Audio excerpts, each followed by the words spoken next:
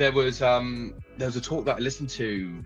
It was a gentleman called Bryce Shamel. So he was head of AI innovation at Moderna. So this was all around a cow analogy. It was really talking around how do you get a herd of cows across a river? And he was like, there are 5 types of cows that you have, and this is all in relation to change management and how he saw it. And he's like, the very first cow is like your bell bearer. So they're the ones making all this noise, going, wow, AI is coming, something's changing. And they're the first ones kind of across. And this is kind of like your main leader. It then kind of ties into this second layer, which is what we just talked about, which was this inspiring group. And he called those the alpha cows. So these are the ones who create momentum, they enjoy change. They may not necessarily be the ones leading it, but they will absolutely be your first adopters, the ones who are just kind of really super excited about it. And then it kind of came on to the third one, which is the bulk of the cows. This is like the majority of people. And they're the ones who are like undecided, but they're okay with it as long as, it's taken care of and it's going to be easier to adopt and they've seen other people kind of have success.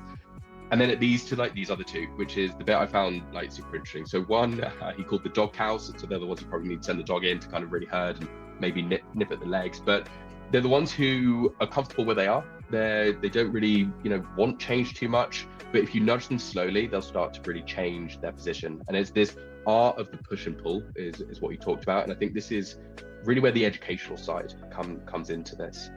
And then finally, he then talked about the stick cows, which are the ones you really need to kind of drag over. But he said something really interesting about these, which is the ones who are probably talking the loudest or resistant to change, they're also the ones that you need to listen to, because they may be the ones who may actually know something that we don't. And when we're thinking around like the ethical use of AI and all of these other kind of concepts coming out, maybe they've seen something which other people aren't.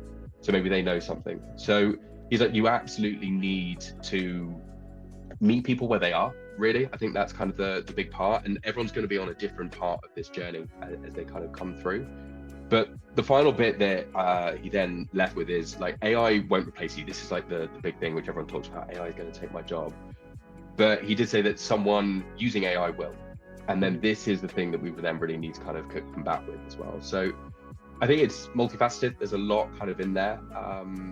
But yeah, I think really meeting people where they are is a key part to any adoption strategy. And it's going to take a lot more time than you probably think.